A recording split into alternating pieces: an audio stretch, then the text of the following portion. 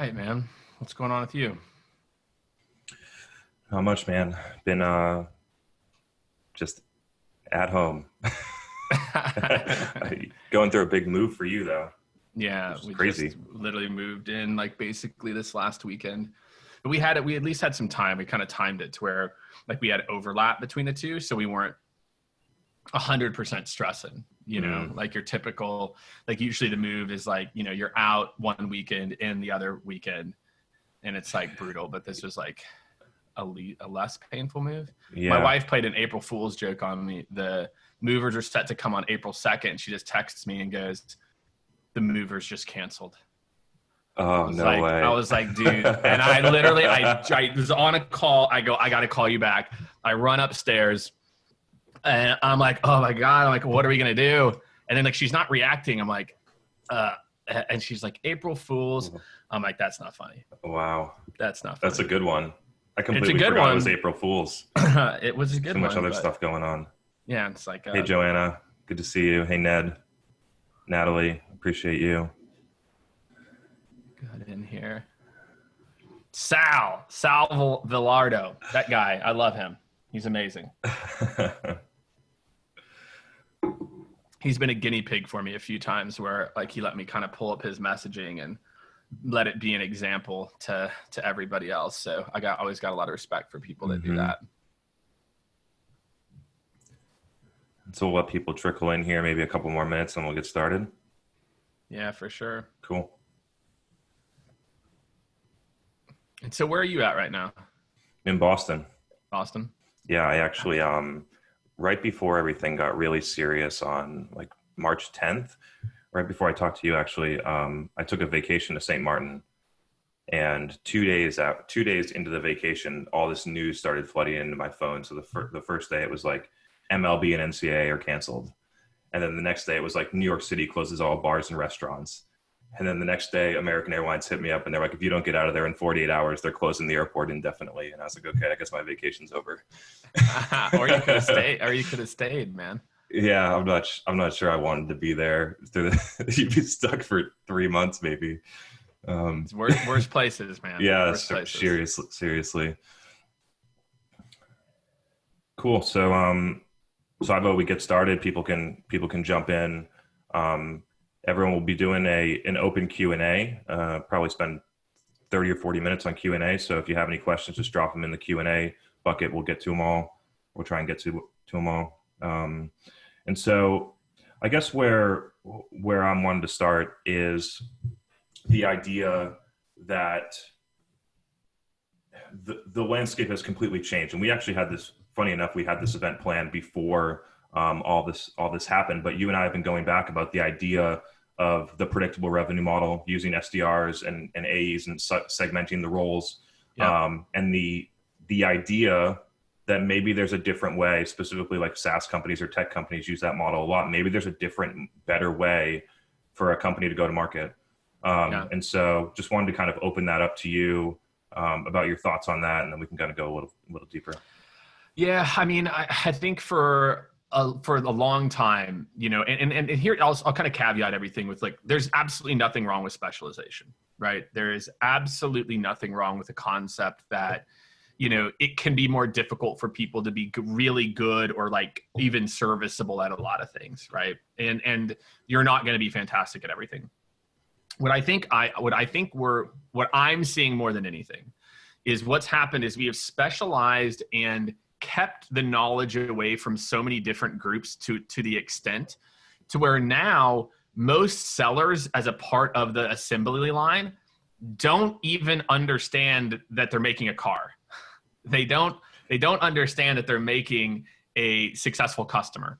And so I think when I think about what's happened with specialization, is that it's gotten so to the point where it's so siloed with different owners at the executive level that we've lost touch at the frontline level to a point where we're struggling to be empathetic now because we only knew how to do this one little sliver of a thing. We didn't really understand what this customer's experience is going to be. And so, for me, whether we've got B2B video marketing, we've got people all over the place. I feel like, what's happening right now and why everyone's talking about empathy, which we can talk about that if we want to, is that these people just got so siloed. And I blame us. I blame leadership. I blame, efficiency over effectiveness, and like a thirst for efficiency at all costs, and not really realizing that, that's probably an issue with why so many people aren't hitting quota too. Like, I think we thought that we were doing the right thing to help people, but I think what was it, 2019, like 60% of SDRs hit quota or something like that.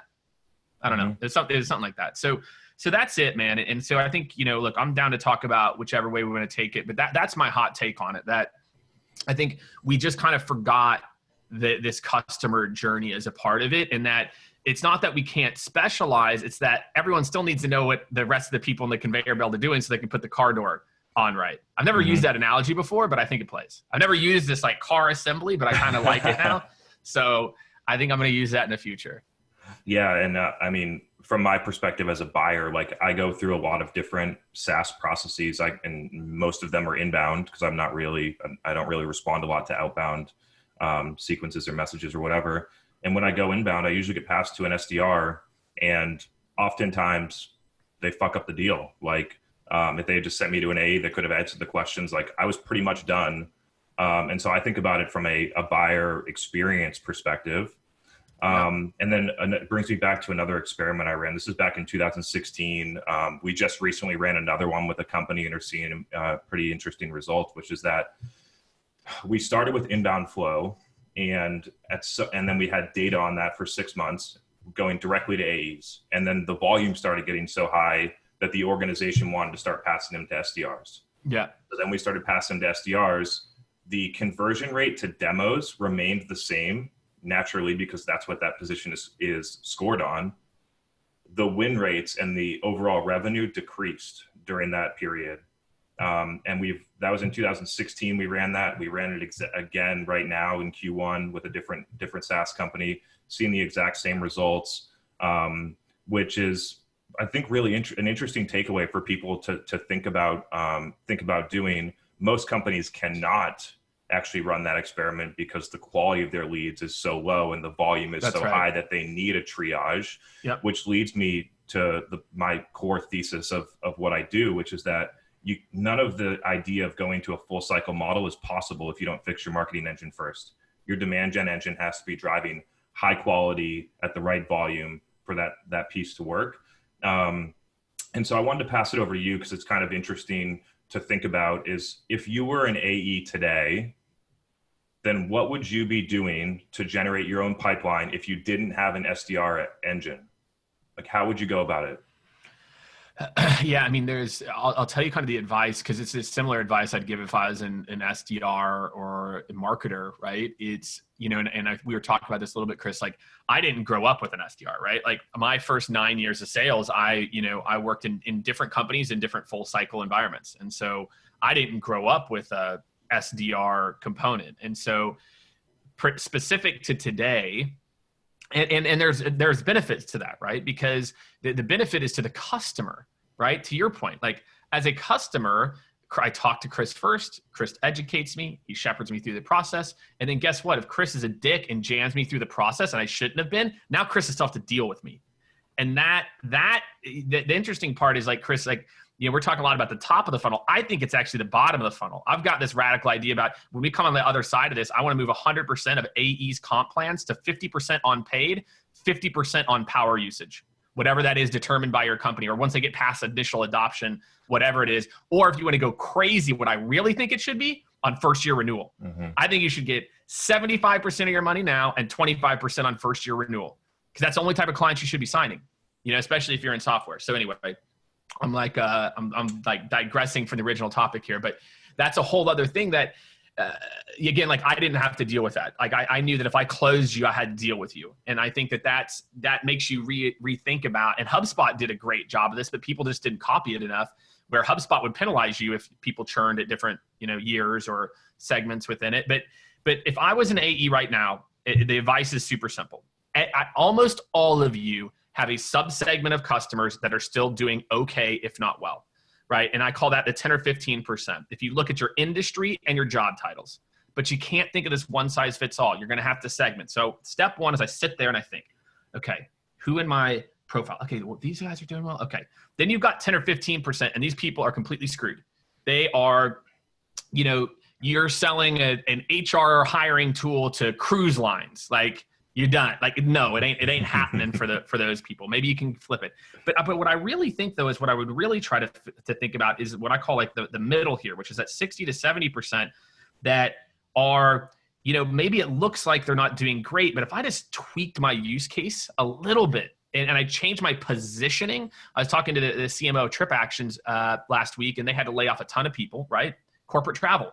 But what they did is they sat in a war room, they downloaded all 60 sequences, completely rewrote them, uploaded it, and they pivoted it to worker travel safety. What countries are blacklisted? When can you travel there? How can you be safe? And I feel like a lot of people have that opportunity. I was talking to an HR, actually a company called Textio. There's got so many of these examples. And they're like, well, we help, we focus on diversity inclusion in job postings, et cetera. I'm like, can't you use that in corporate communications? Like, could you just completely change, same product, and say, now forget HR, we're not selling to HR, we're selling to corporate comms. Now, corporate comms needs to make sure that everything that goes out to all these work, and we're going to do trainings with sales managers. I feel like if I was in AE right now, I would be really focused on that 10 or 15% that's a no-brainer, but also, man, there's some small tweaks I can make to my product to make it applicable to more people. You know what I mean? And so that's my high level there.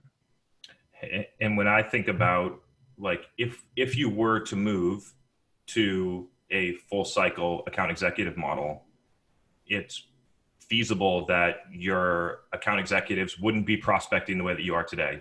I actually believe that you'd have to be doing something differently in order for this model to be effective. Let's just pretend you're getting 50 to 75% pipeline contribution from marketing, which is what should be happening. And then you got to source between 25 and 50% of your own.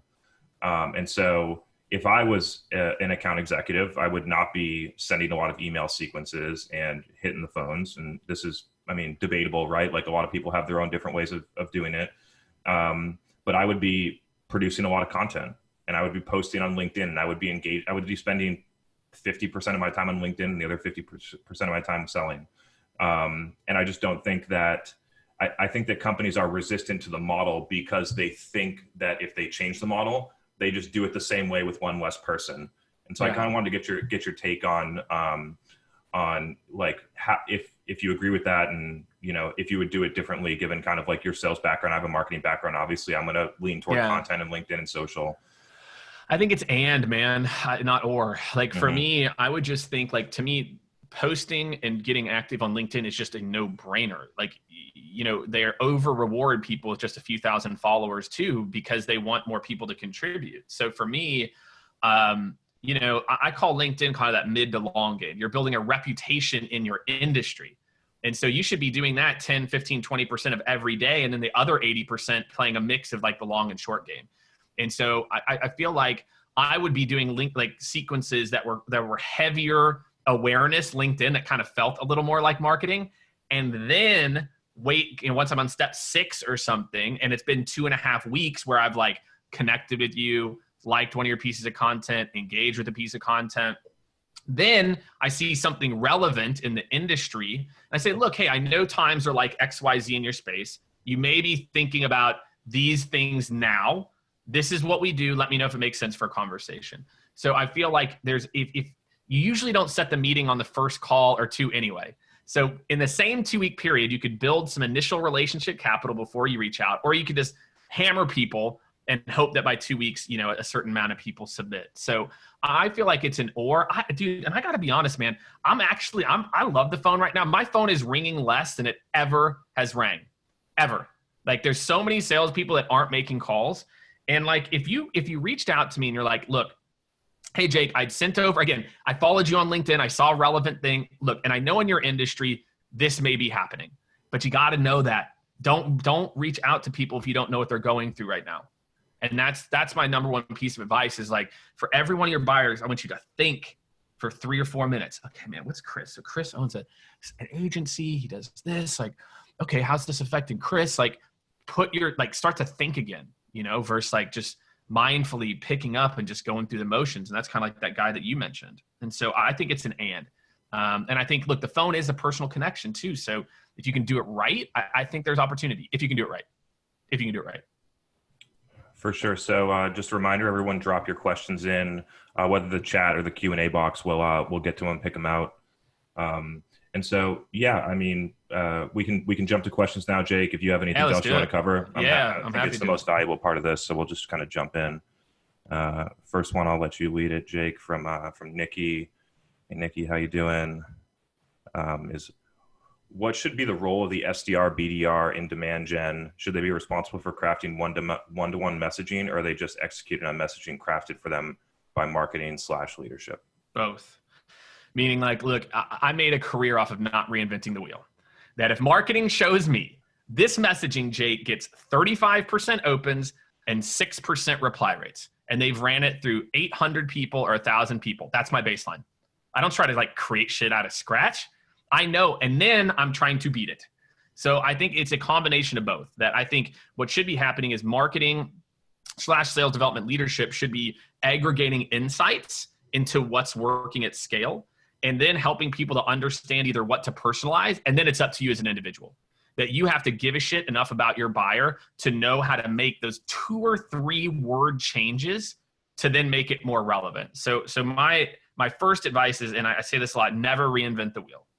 Like I would go look at what's working. If I was an SDR, BDR, and I started somewhere, the very first thing I would do is rip off the top person.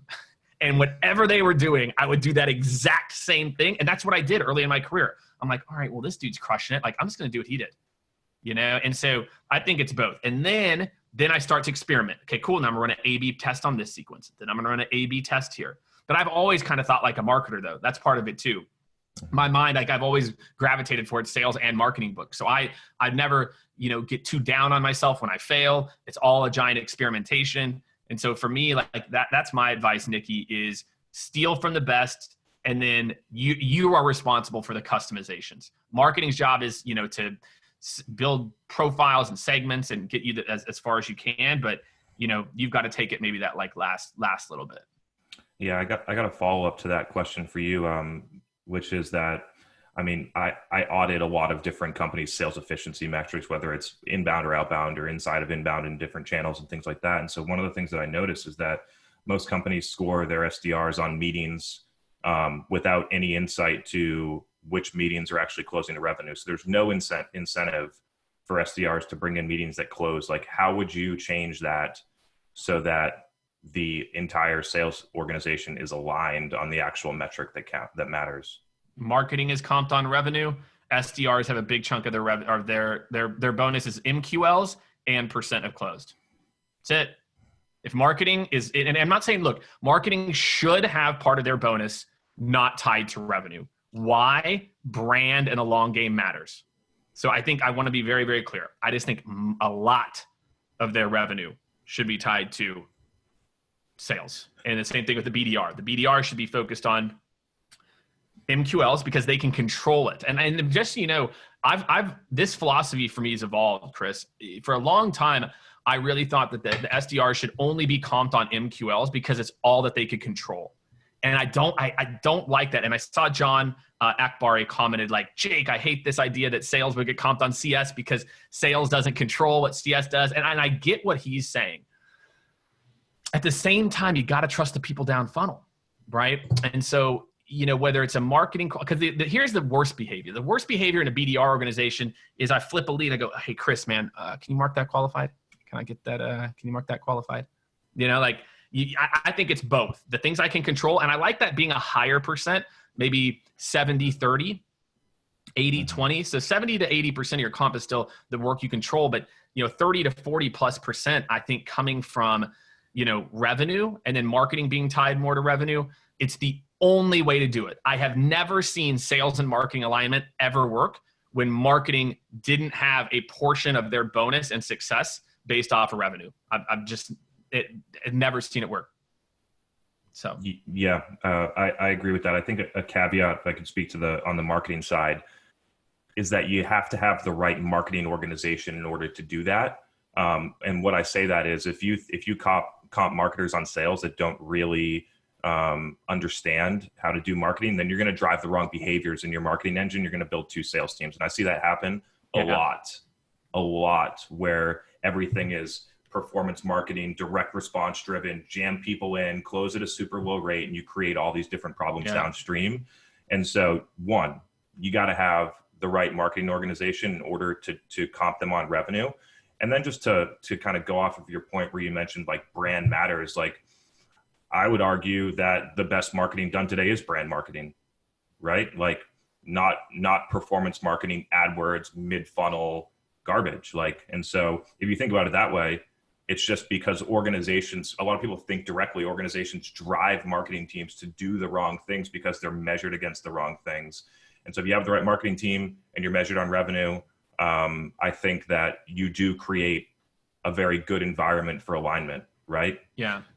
So yeah, I agree. It's both. It's both. I used to be that performance, you know, I think it's like 2018 when my kind of mind shifted. It's been like about 2 years since I understood the importance of brand, because I was a sales leader, right? And all I thought about was conversions, et cetera. And I thought brand was like arts and crafts, right? Mm-hmm. It's like, that's so cute. We're going to do some brand stuff. Like, look at you, marketers. Mm-hmm. But what I feel like, Chris, what we're suffering from right now, man, is I think marketers forgot about brand.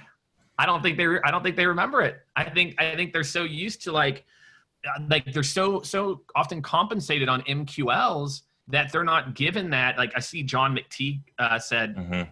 Marketers get this wrong too. They auto post blogs and forget because in their brain they can't say, but Jake, the blog post doesn't have SEO value and doesn't link to a form fill that I get an email address. It's like, yeah, no shit. Like you're trying to generate actual views of your content. What if, it's like, would you rather have 1 or 2 people give you their email address, or because you put the link in the comments, you got an extra 5,000 views on the post? The choice is simple. Mm-hmm. And I'm sorry, marketers, an email address from a ebook is not an MQL. Mm-hmm. It's not even close, man. Mm-hmm. Now, if they download it and forward it like 800 times, and sure, but I think marketers compensation, again, like it's all tied together, that it's a both. And so I just agree with you that it needs to be a mix, brand and performance. I definitely don't think it should be 100% of their comp should be tied to revenue. I don't think that that's right either. Mm-hmm. Yeah. And just so for the audience, I've been thinking about this a lot and like trying a really concise way to differentiate between performance and brand. Cause I do agree with you. Some people see brand as colors and fonts and things like that. Fun. And the difference for me in a downstream setting is performance is you need a direct attributable ROI from whatever execution you're doing. You're putting dollars in, you expect something out of it. And brand on the other side is I'm doing this knowing that it's going to create long-term equity, but I do not care about the measurement of it. And so like my content, your content on LinkedIn is a really good proxy for a company to consider when they have a brand. Like I still search every day for a couple different company pages on LinkedIn that are doing it well. I can't find any. And so like I can't either, man. I can't either. To me, I think I like Gong. Why I like Gong is Gong manages to at least have a personality, right? Like I feel like when you read Gong's content, they manage to put out helpful content and they also have like a little bit of a personality and they empower their people to talk. Like I feel like Gong and I think sales, here's what I don't really see, Chris. I don't see any marketing organizations who have learned how to empower their sales organization.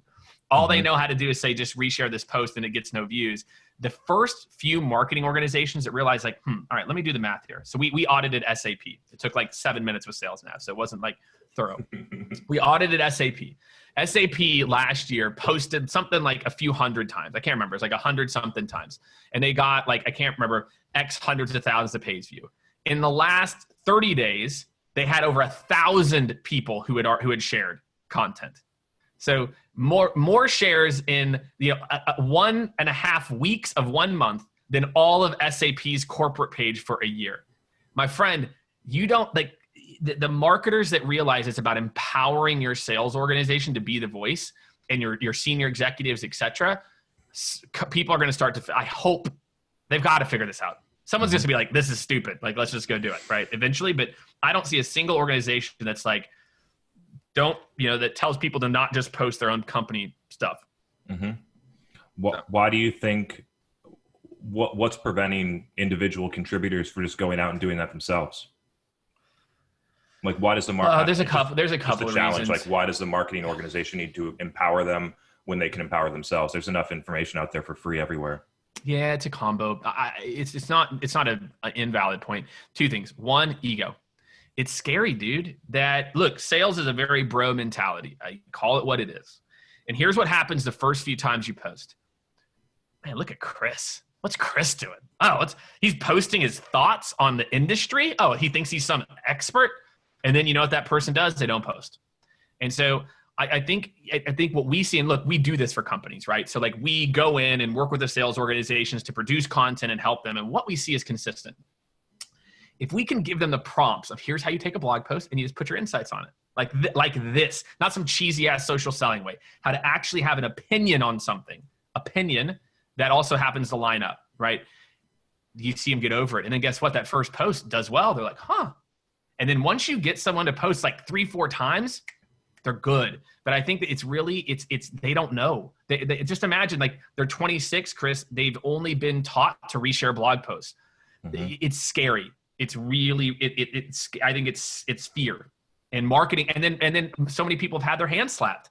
Mm-hmm. That's the other side of it, man. I could not tell you how many DMs I get. Jake, I've been told to censor. Jake, I've been told this. Jake, I've been told that. Mm-hmm. This happened, that happened. So it's all that, man. And that's again, Nikki put Chris, leadership often discourages it. And that's the messed up part. Yep, totally. So we got another question from Christian, which says, and I think we'll both have some interesting thoughts on this one. Once a SaaS company has covered all the bases, meaning keywords, with their blog content, where do you see the next step in digital marketing strategy to increase the demand engine? I'm happy to take that one, or you want to swing at it? Right now it's webinars. Right now, your company should be tripling down on doing exactly what we're doing right now. It is free. And then you advertise it on LinkedIn, which guess what? Is also free, right? So I feel like what enough marketers need to do is pick up the industry challenges they solve for. Look, we work in this space. Maybe they're collaborating with another complementary company. I would be right now doubling down on organic. If I'm a B2B company, right? I'd be doubling down organic content on LinkedIn that's about the industry and trends that are happening right now, not digital transformation in 2020. Like that's what I see. These companies are still putting this out. I'm like, why? God, like just put like remote work, digital transformation. Like just stop being so lazy. So organic content and webinars. That's my answer. Mm-hmm. Yeah. So I agree with both of those. I think it'd be pretty simple to just watch what Jake and I are doing and then just repeat it for your company. But on top of that, just a little bit of a side note, which is that for some reason, SaaS companies think that SEO is like the first thing to do in demand engine, and it was in 2009. But if you're starting a company today, like SEO doesn't matter, brand matters, and where you get that done is on social, and you can get it done faster and better. Cover your key feature and value prop keywords and your brand name, and you can do that with AdWords for a pretty small price. So I mean, that's just my kind of hot take on that is like, I haven't focused on SEO since 2014. And why do they keep doing it though, Chris? All the things that we do continue to be successful. Why do they keep doing it, Chris? Because I can't tell. Why? Like, help me to understand. Why do most marketers think that SEO is the holy grail still? Mm-hmm. So I don't think there's a clear-cut answer. So I'll just kind of like throw out some things that I'm thinking that I see across a lot of different tactics for that reason. And I think this will be interesting, is that I think tech vendors push people into the things that support their value prop. So like, I think, the second thing is I think people do not audit the effectiveness of things once they're deemed working, right? And so like, big trade show booths is an incredible example I bring it up all the time.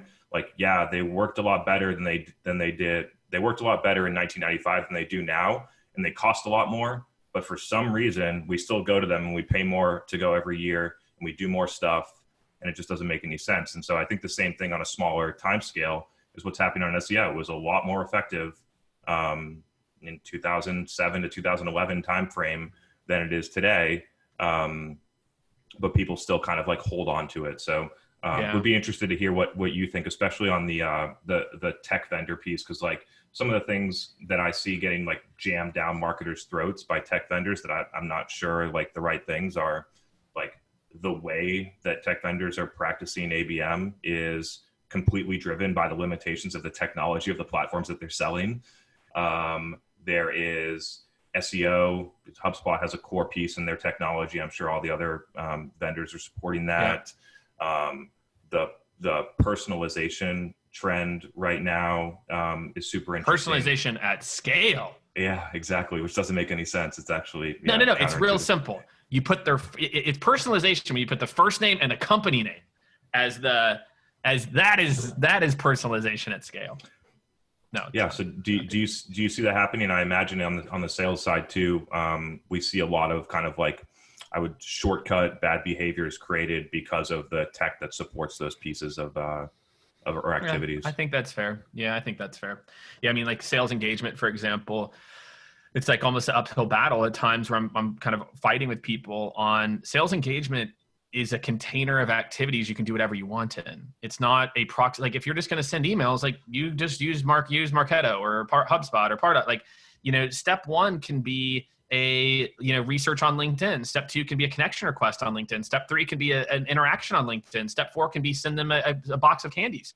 Like I feel like what people are struggling with too often is not realizing and it's because sales ops have only implemented these tools twice, maybe once for most. And so, I mean, like, look, it's good for our business, right? We've implemented like outreach and sales off like 230 plus times. So like we get it, but most companies, I think they see a send all button, Chris, and they're like, oh God, you know how much more activities we did versus quality of activities? Send all is she's a siren, right? Like send all is a siren, like trying to get you to crash against it's like a Ulysses reference for all of you out there, a little Homer, Iliad Odyssey reference for you. But it really is like, if you're going to ever hit reply all, marketing should be hitting reply all. Or, if most of your sequence activities is a send all, then that's marketing. Why have salespeople involved? So.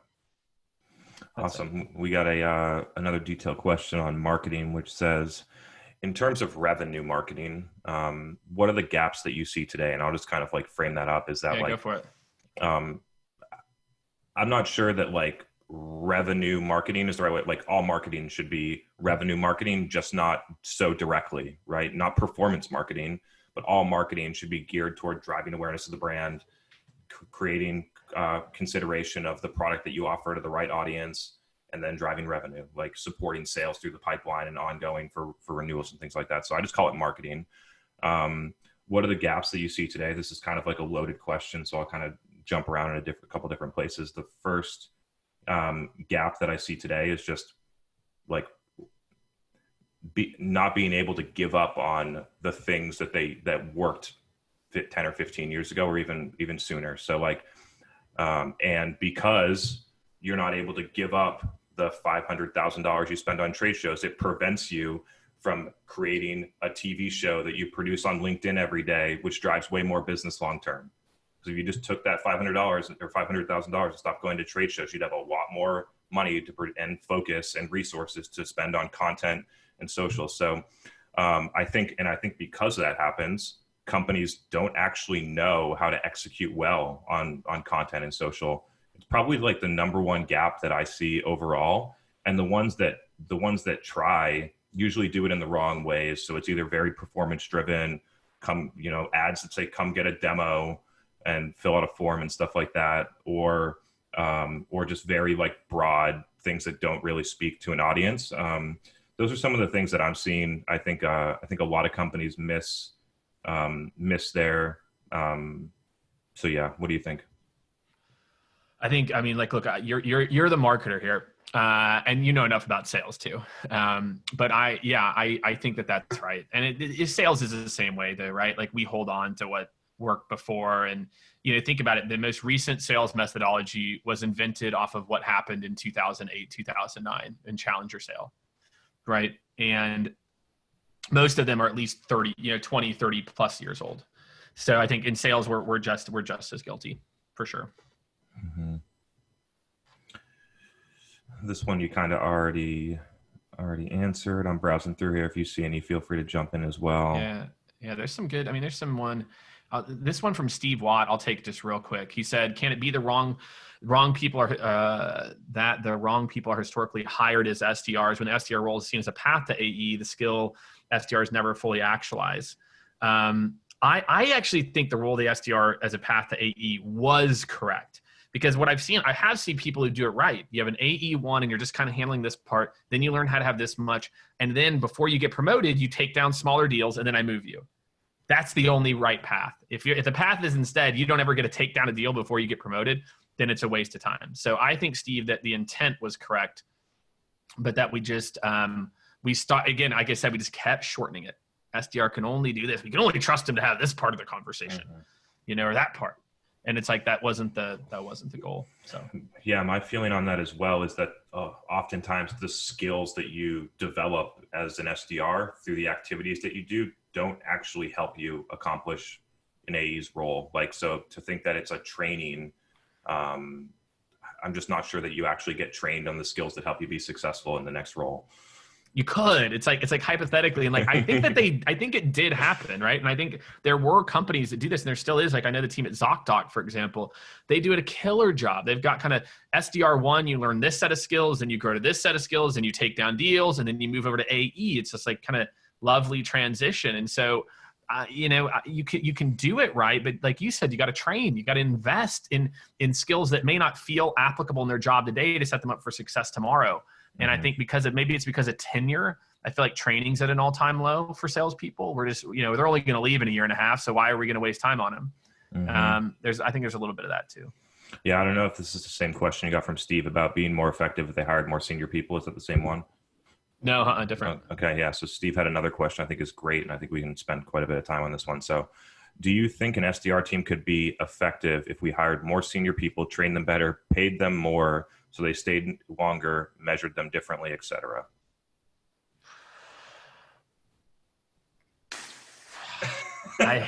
Dude.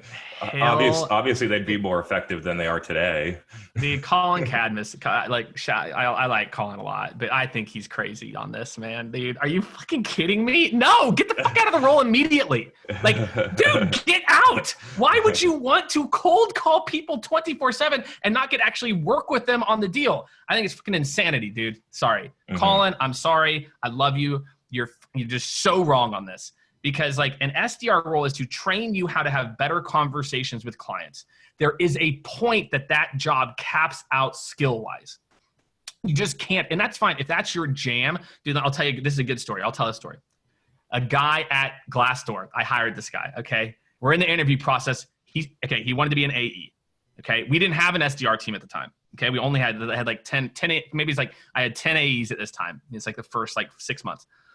And, one of my sales managers is like, this guy's in the interview process. He starts crying. He wants a job at Glassdoor so bad. He starts bawling. He's like, I want this job. Please give me a chance. And Pat, the manager, Pat's like, Jake, we got to hire this dude. We got to hire this guy. Look at this passion. And I'm like, Pat, no, dude. Like, no. So anyway, long story short, we hire him at AE. He's fucking horrible, like not good. But guess what? We opened up an SDR role. We put him there. He was at Glassdoor as an SDR for 5 years. 5 years, got promoted to SDR manager. So I think it's also about your skill set. If it's your skill set and what you love and enjoy, amazing. Stay there. Go up the levels to enterprise. But no, we should not be, the organization should be optimizing for growth, into new exciting things, unless you can, go vertically into like enterprise SDR or something. So I'm obviously not very happy about it. I think it is, Steve, I agree. It can totally be a great destination, but I think you're the outlier, brother. I think that's for a very small percent of people, 10 or 15%. And guess what? No, you're not going to make as much money because you're not taking people down the funnel. I can't afford to pay you what I pay an AE because, don't get me wrong, it's a very hard job. It's a super hard job. I've got so much love for SDRs, but do not get it twisted. It is not sales. It is not managing a 4-month sales cycle with 18 different influencers in the process and getting people. It ain't the same, my friend. And so it can be a great destination. I totally agree, but I'm sorry, I can't ever pay you as much as I can because the jobs are so different. But if it's what you love and what you're passionate about, then don't listen to anything I'm saying and stay in the role. But I don't think as a sales leader, I should be providing. I think as a sales leader, I should make you happy if I can, but I'm going to build for the 80% of people that I know want to move on. And that's my not so hot take on it. Yeah. Here's my, a little bit to add on that. So like I said earlier, I audit companies inbound and outbound sales efficiency, customer acquisition cost effectiveness from companies that are like 5 million to 50 million in revenue. And what I find is that the customer acquisition costs from an pure outbound standpoint are too high. And so we're going to go in now and we're going to increase SDR comp by 50% or more. And it's going to make it not feasible from an economic standpoint. And so, I don't see that as a viable path. If you're going to increase that spend, then my suggestion would be to move to a full funnel account executive model, figure out how to do marketing and take all that money and pour it into ads. Yeah. And so I get that in theory, it might make sense, but in terms of the best path to grow a company, I completely disagree. Yeah. But I get it. If it's what you love, it's like my man, Jose Sandoval loved it. And so I get it for sure. If it's your jam. And Nikki said about the SDR managers that are too hampered to teach the AEs, it's the AE manager's job. Like for me, I'll tell you what. So at Career Builder, and my team sold at Career Builder from 2007 to 2010. I was selling job postings between 2007 and 2010. I had the number one team 2 years in a row out of 25 teams. And you know how I did it? I went and trained the people below, the people in the SMB group. I went and spent 6 months of like, I want him, her, him, like as an AE manager. So I put this on AE managers. Why are you go and groom the people that you know are going to be hired. That's what I did. And that's why I was successful. My team was like a conveyor belt. I was bringing the best in, moving them up to the next year, bringing the best in, moving them up.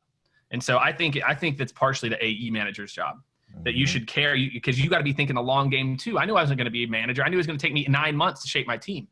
And so I went into that long mindset, that I was going to do that. So. Right on. We got another one from Sal, which says, how much do you think the adverse reaction of trying new things is due to not wanting to fail? Sure, we could do better, but if we don't, what if we don't? I think that is where we have lost imagination in trying new things. I think it's probably 100% of it, 90% of it is that. But let me ask you this, would you rather get fired? I don't know. I've always had a problem with authority, if you can't tell. And so I've never had this problem. So I cannot be as empathetic. For me, if I see shit's broken and it ain't working, like I said, I'm going to rip off all the best practices. But if it's not the best practice, I'm going to go try to break shit. And so because I have had conversations with myself very specifically about, actually, I'll tell you a story, Sal. Maybe this will resonate with you. I remember I was 26 or 27 and I hung up a call. This guy was like, yeah, Jake, this is interesting. And I heard it in his voice. Man, this dude's not sold. I knew he wasn't sold. You know what I mean? And I was like, okay, yeah, great. And I hung up the phone. I was like, you pansy. You knew he wasn't sold. And I made a decision. I was like, I will never do negative self-talk to myself when I know I should do the right thing, even though it's a little bit more uncomfortable. And so, Sal, I think you either have that moment in your life where you decide that you're going to do things that are slightly more uncomfortable that could be different, or you just keep doing what's easy. And it is fear. I get it. But you gotta make a choice. And you can keep choosing to do what it is, and then you get laid off. And well, everyone else got laid off too. And what am I going to do? And then I got laid off at this next job, right? If you're always the guy getting laid off, guess what? You're the problem, right? If you're always the person getting fired or let go, it's not the company sucks, you suck, right? And not you, Sal. I'm sure you're a lovely guy. But I think you do have to look yourself in the mirror and say, do you care more about success, however you define that? It could be working 9 to 5 and spending time with your kids. Do you care more about getting uncomfortable to get successful? Or do you care more about the status quo and being comfortable? But I think it's impossible to be as successful as you want to be if you're not going to be uncomfortable. And if the world is constantly telling you that what you're doing isn't working, you got to start doing something else. Yeah, I got 2 extra things on this. One is I don't think I've approached the last 4 years of my life knowing that nothing is a failure. Like everything that I'm doing, I know going into it that a lot of things aren't going to work, and I'm comfortable with that, and knowing that I now learned that it doesn't work, and now I can move on and go do something else. And so the first thing I think is just changing your mindset around failure and thinking about it as a success. Yes. The second thing is kind of interesting if you look at it more at an organizational standpoint, is that I cannot tell you the amount of times that I've almost been fired for doing things that were outside of my job description, or that was not accepted in the organization, or whatever it was.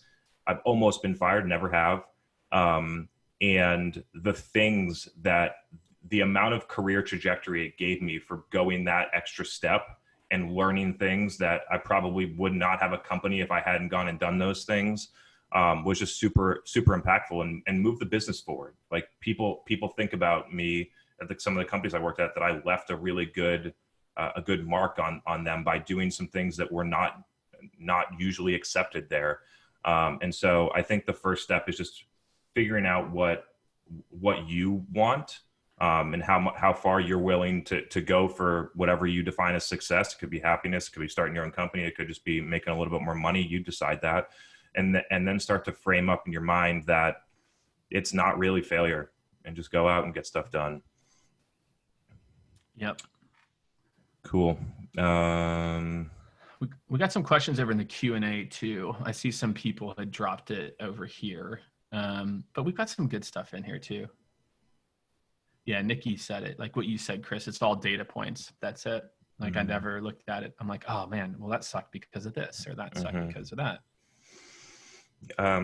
There's an interesting one. I think we can go back and forth on this, which is given the global scenario, what should sales and marketing align on? I mean, my feeling is that I actually don't see that much has changed if you were doing things the right way to begin with. Like my feeling on this whole global scenario and a business standpoint is that it's forcing companies to do the things that they should have done 5 years ago. It's forcing them, like we're in a digital environment, like maybe they should have explored remote work 5 years ago. Maybe they should have like had that figured out. Maybe they should have figured out how to run digital and social and content and webinars better than doing the same old playbook once a quarter for a webinar that doesn't provide value. I'm sure there's a million examples, but I don't feel like that much has changed, and so happy to pass it over to Jake on that kind of like context of how things have changed in the global scenario. Well, I think that I think what sales can do to help is to pass information that they're hearing back to marketing. I mean, I think that's probably one of the biggest things. And like, but to your point, like you could have literally copied and pasted that soundbite, and I would have said the same thing a year ago. Right. Like, but I think now it's maybe more critical. And then also, like I said, I put those people in those three buckets. I think sales can also add some creativity to the mix, and not just, I was actually talking to a client of ours last Friday. I think the sales leader, the CEO joined the call too, is marketing, sales, the sales organization. And the sales team, the marketing woman, literally their head of marketing just started a week ago, right? So it's like, welcome, and they're talking about this. It's like, look, so marketing, I think you can be more of a challenger on the website. You can talk about remote work and things. They have like a collaboration tool for CS teams, and it's like very timely if you pivot to remote work. And then some of the sales teams and leaders were chiming in about, well, if marketing can do this, I'm like, guys, the fuck are you waiting for? You can just change the message. You see, they already have these articles. Just put remote work at the front and send that to the prospect. So I feel like sales don't just sit there, and marketing is not going to be your savior right now and like figure all this whole thing out for you. Like use your brain too. Like I think that you can pass information back and forth, but don't blame marketing that they didn't pivot fast enough. It takes a long time to pivot, and longer for some folks, right? Like, than other folks. So I think you can feed information back as much as you can. But that's probably the way that I think you can help the most. But don't wait for it. Don't wait for marketing to bail you out with some magic messaging that all of a sudden, you get 800 leads off of.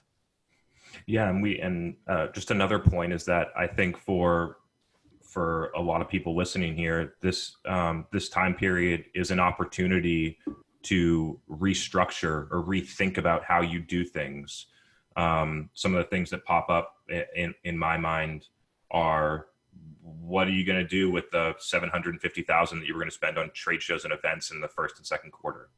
Like, what else could you be doing with that money? And I'm positive, because I've run it at enough companies, if you like went and figured out how to put that money into Facebook and LinkedIn ads and content and webinars and things like that, you would not be going to trade shows anymore. I just know it.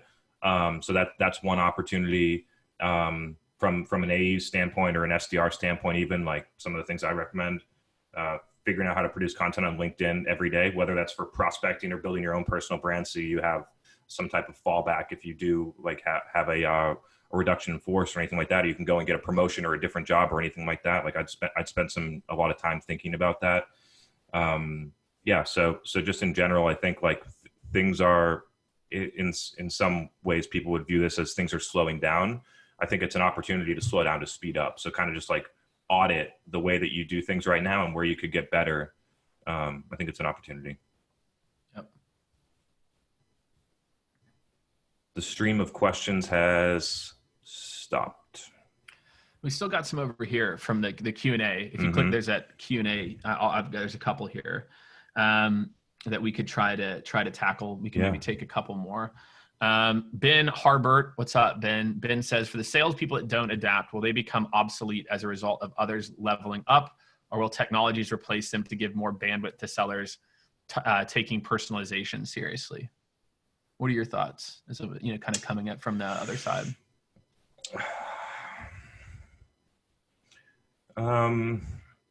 I mean, I think will they become obsolete is like a very broad question. I think that in a lot of companies or in any industry, there will be a place for the old school seller. It might not just be at the top, most tech forward company. I do think that you get yourself really vulnerable if you don't start to figure these things out. Like, I think that there'll be less opportunities for you. You might not make as much. You could risk like not getting the job to someone that's much younger that knows these things. So like I think there is some risk there. In terms of the second part of the question, will they get replaced to give more bandwidth to sellers taking personalization seriously? I mean, I've never, and you probably sensed it from a lot of the things, I've never been big on personalization. Like, I believe that if you understand your audience well and you know how to communicate what's important to them, it doesn't matter whether or not I say, hey, Ben, saw you work at this company, it's important. Like if you think about me, like, I'm not personalizing anything. And I have a lot of people coming inbound to work with us because I produce content that speaks to a broad audience in a very unique and original and thoughtful way. And so, I would just challenge sellers. I think like personalization is thought about in a very traditional outbound model. And I would argue that there's actually like different and better ways to do prospecting in general. Like, yes, I know that prospecting is about calling and emailing people and getting meetings, or however you want to kind of define it. But what if you flipped it? What if you flipped it on its head and started, doing a webinar like this once a week for your buyers and interviewing one of your like top either prospects or customers every week about the things that they care about, instead of trying to like just send them an email to get a meeting? Like, what if you completely shifted the way that you do it? I mean, if you look around and you think about it, like, Jake is a salesperson. What he's doing right now, the way that he's driving success right now and the way that I'm driving success is content marketing. It's really marketing. And when you do marketing really well, whether you're a seller or a marketer, it makes sales a lot easier. And so that's kind of like my hot take on personalization and this. Yeah, I mean, look, I like personalization, but I don't. To me, it's about connecting, and I think you don't have to have. I think you can take personalization too far, right? But I've got to be able to adapt 20. This is the same way you would in marketing, though, Chris. Like, you wouldn't set up one cadence, you'd bifurcate. Same way with the Facebook ad, right? It's Facebook, right? How many audience profiles are you going to build? You're not building one audience profile, you're building 8. And then it's less personalization. So I think most sales organizations, God, if they even got to that, Chris, I'd be happy. If they just had like 8 or 10 different audience profiles and were optimized, I think they'd probably get a lot more results than now. But certainly, yeah, if your main skill is hitting send all off an email that somebody else wrote, like, it's over. Sorry. Like, I mean, that should be somewhat, exciting for you. Don't do it. If you're at a job, that's what your boss wants you to do, quit. Machines are really good at learning whenever you hit send all.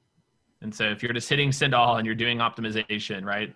Like think of it like Facebook. Facebook's a good example. That's a precursor of what's to come. Like Facebook's like, look, dude, I know you think you know what your audience is, but like give us some ideas and like we're going to take care of that for you. Because like the machine is going to optimize better than you are. It's incredible. That algorithm is incredible.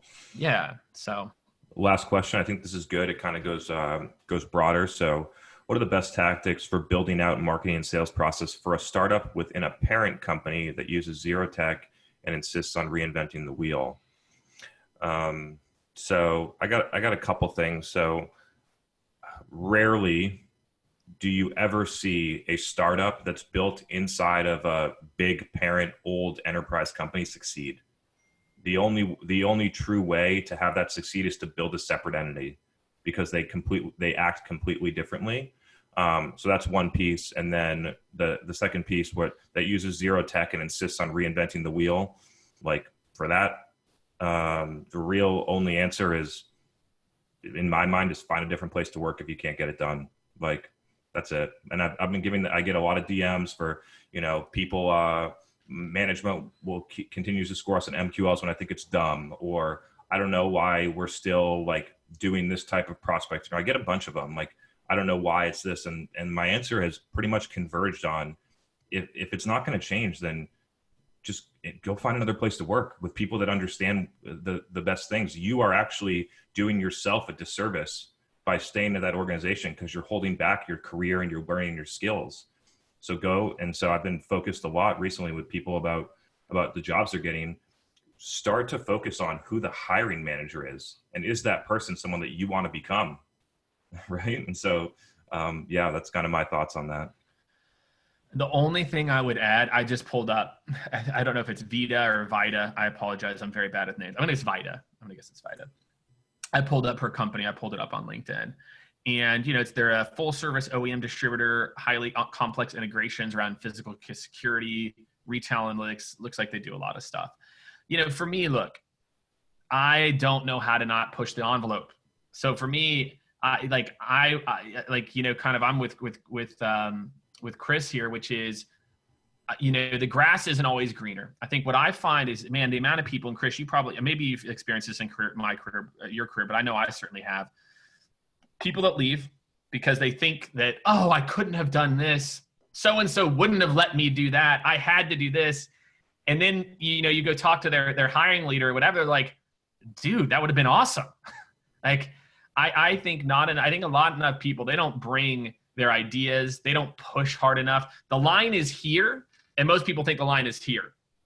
And so if they would just go to here, their boss might listen to them. But I feel like it's only until you have truly proactively pushed and said, no. And then you had, again, like, what's the saying? Yeah.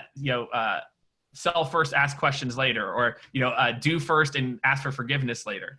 You do a few things, and then you keep getting your hand slapped, even though it's the right thing, then you leave. But don't leave before you give it 100%. That's my number one advice to anyone in a role like this. And what I worry about when I see a question like this is like, are you giving 100%? Like, have you been proactive? Have you been proactive and your boss slapped your hand 5 times?